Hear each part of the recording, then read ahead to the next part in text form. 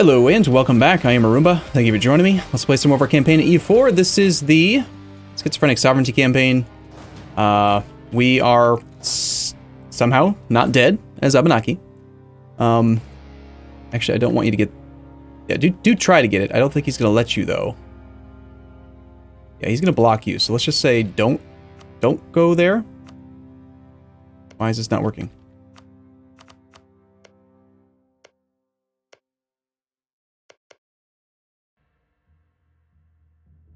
I am not allowed to cancel that for some reason. I don't know why. Normally you can. Huh. Can't click it or do the other thing. Weird. Well,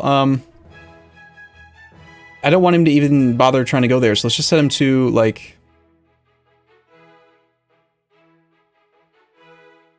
I guess I'll just leave him alone. He'll get blocked and then hopefully just sits here and takes that one. I want that siege to start. We're going to finish this tick with our whole army. That's unfortunate. That's going to cost me a lot of war score. But it is a war over provinces, so I don't want to engage his army. Tech 15 scares the hell out of me. We're just going to go down here and get these last two occupations, hopefully before he can do anything. And we want to get his enthusiasm down to low and then just take a bunch of stuff. I'm back from our subject real quick to check on what we can actually look at taking. I spent some time looking at the type of trade goods that there are, and their value, and the states, and if there were any buildings, and if there were any cores, and all that kind of stuff. And I've decided, after a lot of thought, that I want all of his land. just all of it. Everything I can get my hands on. Maybe not Stadkana, because I can't colonize it, and I'm not going to... Well, maybe I should take colonial ideas, honestly. But, I think we let him pay for that and let him finish that and take that in the next war. Which means, unfortunately, that we can't take Tuduzak because we can't make it into a core because we currently don't have a coast.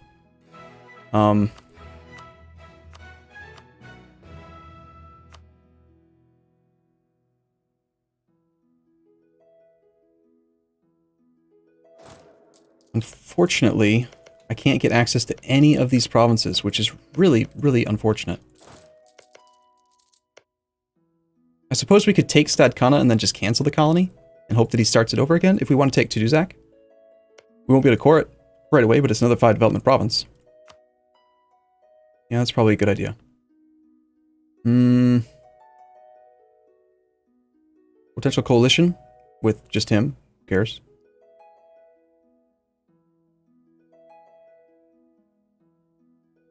Cost me 30 dip. Am I willing to pay 30 dip for another 5 development province? Probably. Do we want prestige and a longer truce, or do we want a shorter truce? I don't think we can really count on our future AI country to take advantage of a short truce, so I think we just go for the best we can get. War reps plus as much money as you can give us would be great. That'd be 50 war score altogether. He's got too much enthusiasm, of course, but with a couple more occupations... How much war score is Etchemin's worth? 5. So we're going to lose Etchemin's,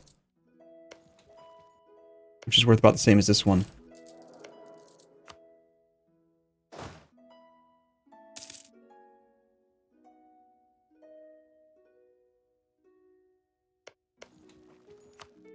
E1 war score. We lose that to trade for this. Doesn't really help us, but we are getting a ticking war score.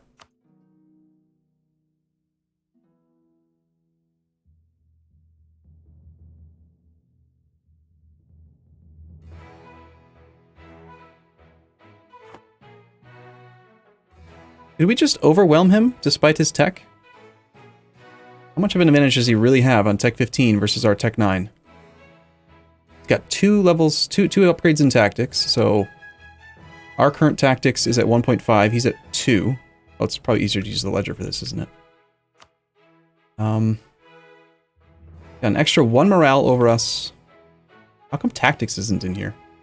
We have a discipline advantage, but that's offset by the tactics. And of course, he probably has a pip advantage on those units from all those tech levels. It's hard to say because he's a different tech group, but... Still our subject to be supportive now. Attach this army. I guess we're going to stick in the war a little bit longer and just hope that the ticking war score offsets this. And maybe we will go for one fight. This needs to be the Sioux's goal. And actually, I'm lying. I want you to focus on the sieges. Take Etchemins back, please. We still could march over here. I don't think we'll be able to get across this strait, but...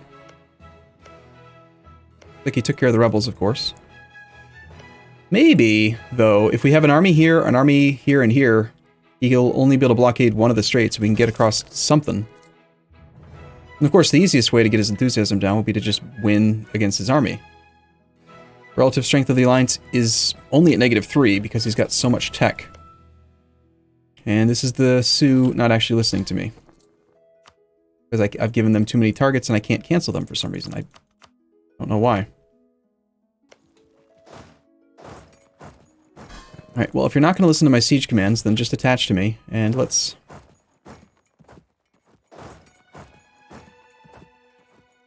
send the whole army up this way and see if we can win a fight. 43 war score. We don't have the ticking war score at the moment. I brought my diplomat back to be able to check on things, but we really should be still improving relations with our subject. No native combat, please. Good.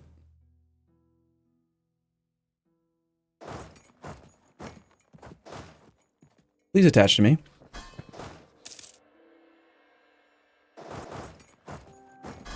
You're not disloyal. Why aren't you attaching to me? You should be trying to seek my army out. Ooh, he might have native problems. He has full expansion. He might not. I don't. It depends on what idea group he gets. Or, sorry, which native coexistence policy he takes. Well, this will work out just fine. If he wants to play the siege race game, just ping-ponging around, then that's fine.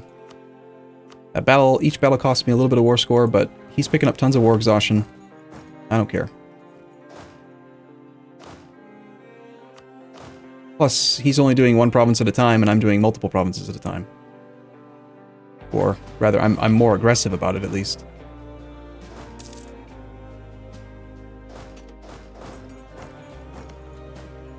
.37 war score.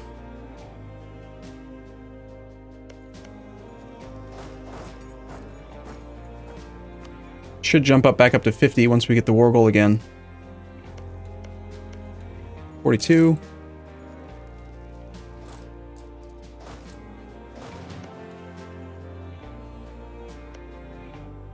Since we know we can't take that land anyway, that's pretty good reason to not do it. There's 50 war score now. Okay, I think we're not gonna... Since we can't take more anyway, we just need to get him to the point where he's gonna agree to something like this. Why do you suddenly think that this is a horrible idea? Oh, you're making gains, right, of course. I see now. Yes, I can totally see how you're making gains.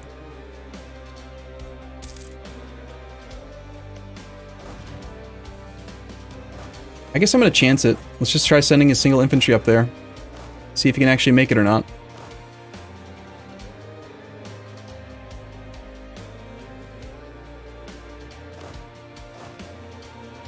I mean, there's only 500 natives in each of these provinces.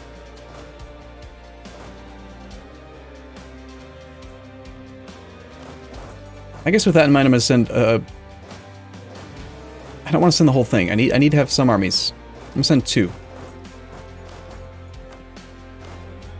I'll meet up in Tuduzak.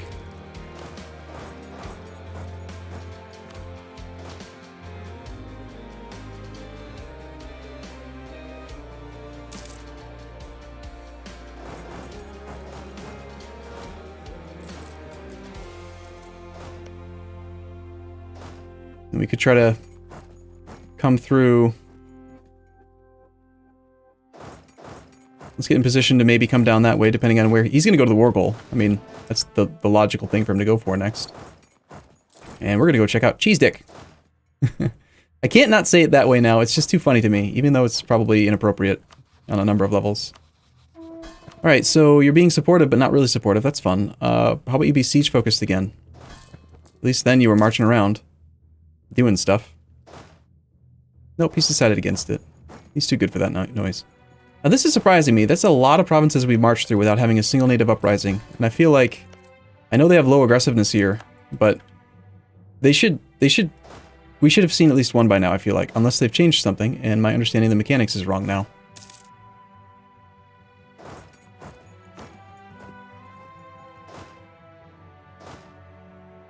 I mean, sure. We can get over there safely. We'll go for it. Don't know where his army is. This could be suicide if he's coming across from here, but... there's a chance he went through this way to get to the war goal.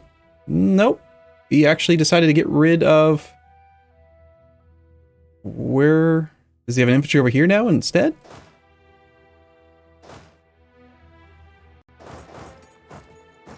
Alright, well... My plan to, like, try to cross two straits at once will not work if I can't get in there, so we gotta back off for a second. We can take an idea. Military idea, please? Debt and loans. Does get us closer to idea cost. Interest per annum. We don't have any loans. Really, all I want right now is to just get on the capital and get occupied and besieged provinces. One infantry with no leader crossing a strait in the woods against my guy who is a 2-2. Okay, sure. I'll take a no-leader fight, even if you have Tech 15. If this guy can beat two infantries on his own with those penalties, let's face it, he deserves it. Leaderless -3 is what we should be seeing here on December the 17th. Yep. So he rolled a -2 versus our 10 in the first fire phase.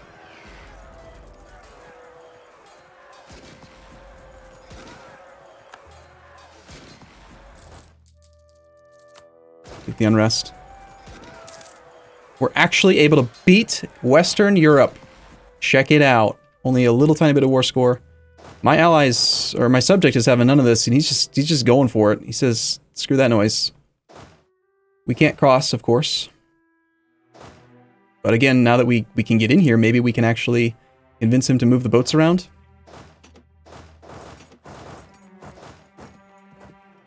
And we can get everything occupied. This could go very well. I don't know why this army's just pathing past the war goal, but good for him, I guess.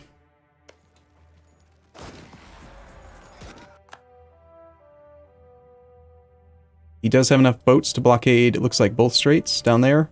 He's got 4 whole boats and he's blockading absolutely everything. Okay. Well, let's just get these other 2 occupations then and call it good. He's down to medium enthusiasm finally.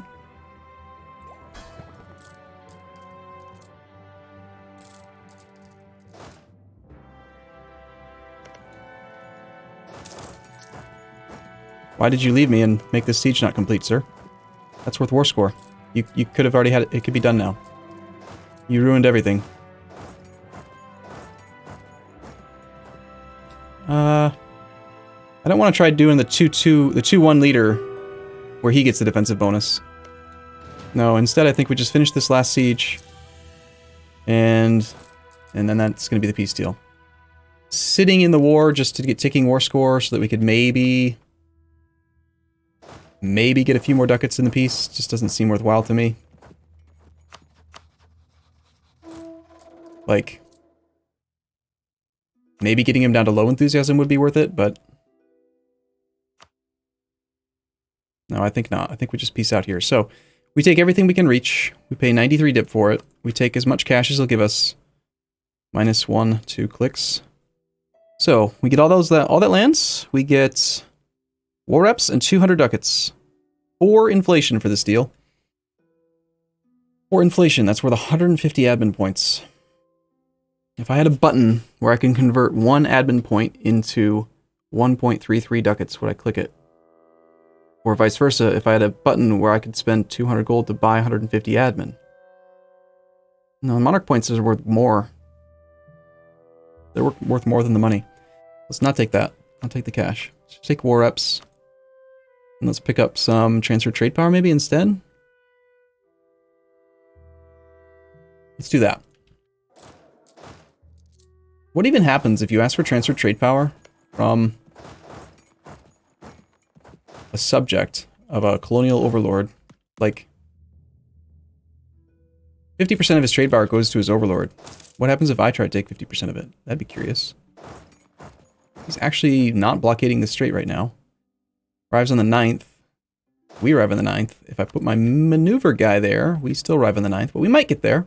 We got there. Nice. That is a 3 development province worth a little bit more war score. Show them, boys. Professionalism. Morale of armies. Relentless drill. Sweet. That's pretty good. Alright, looks like we're waiting for this siege now. 30-some days.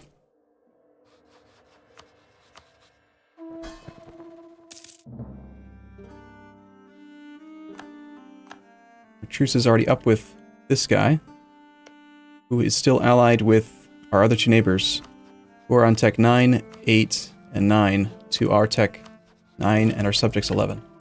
Okay, so I hope that they don't attack us right now. 65 war score. You'll agree to that. Yeah, and again, I'm gonna avoid the. I'm going to avoid that inflation right now. So let's take the peace deal. We're good.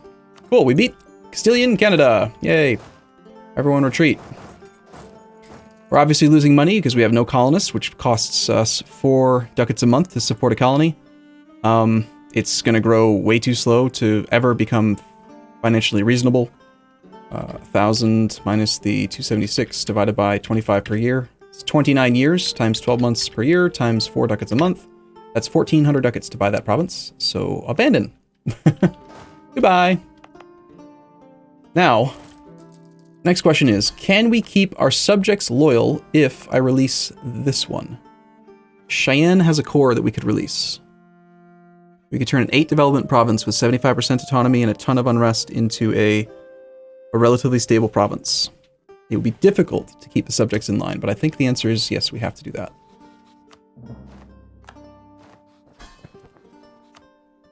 Let's cancel embargo rivals, see where we actually stand, give it a day to let them update, and yes, as expected, it is going to be difficult to keep them in line. Cheyenne is already at 80% just due to, apparently they have better Diplotech than I do. Diplotech 10, my 8. The rest of the land we have to keep ourselves, despite the administrative idea group.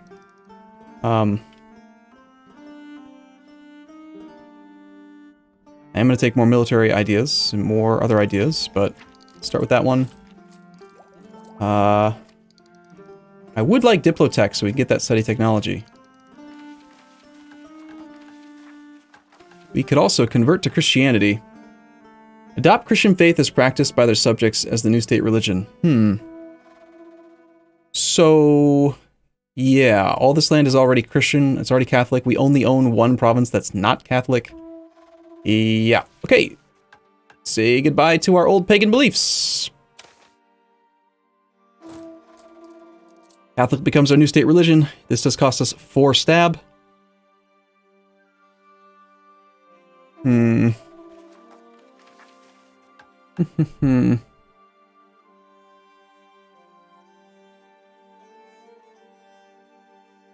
So I'm taking it that our subject, one of our subjects is Catholic. That's what allows us to do this. It's one of the reasons he doesn't like us. Is that affecting his liberty desire, though, as well? No. Okay. Yeah, we gotta do this.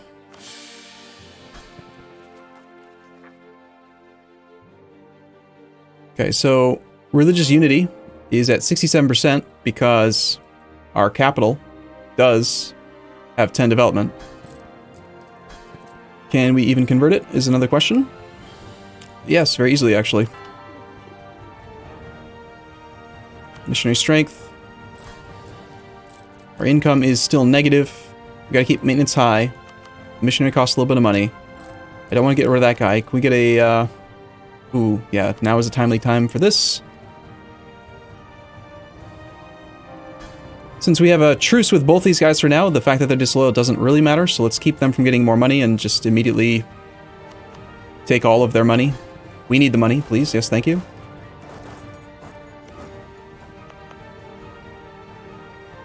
I could give, like, a province to Cheyenne just to try to keep him a little bit more loyal and have him pay for the core. The unrest, of course, is insanely high. We're looking at 34.8% increased chance every month, which means that in 2.3 years, we're going to have a 12 stack of Castilian separatists with Castilian technology. So that'll be tough, very, very tough. That'll be fun. That's actually bigger than Castilian, whatever his face was. Now that I'm looking at it, I'm wondering how in the hell I'm going to survive that. Interesting.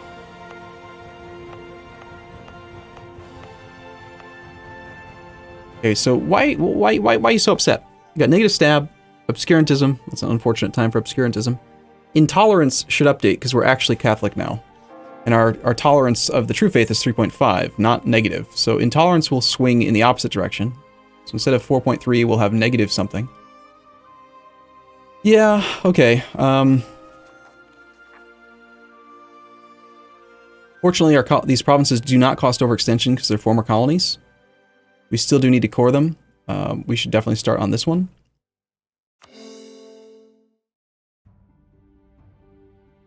Although religious unity is actually...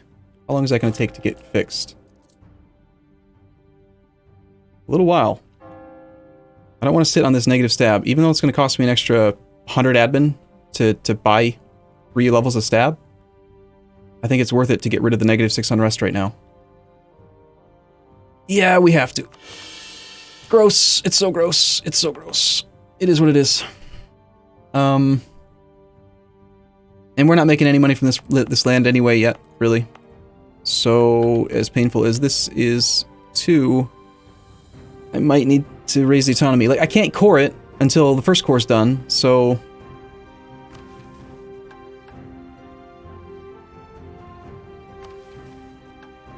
Being Catholic's neat. We could actually theoretically switch to Protestant now, too, if we wanted. If we don't get a Center of Reformation. This does give us crazy amounts of missionary strength, though. Holy crap. Oh, yeah, so they didn't spawn all the Center of Reformations for Reformed. That's why there's so few. We're not Europeans, so we can't spawn it over here, but...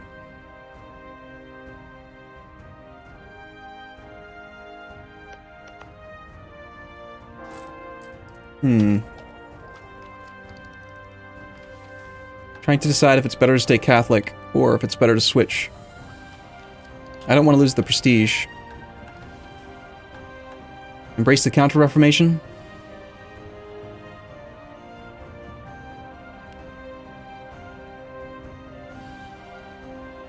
No. We don't need the missionaries.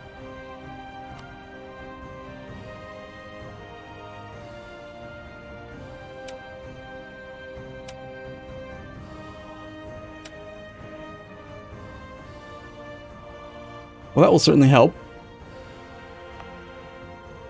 We now have 6%. Okay, I'm gonna take a break here and try to decide if I want to raise autonomy or not. I think I probably have to, but I'm gonna think about it for a second. And I'll be back in the next episode. As always, thank you guys for watching. I'll see you soon.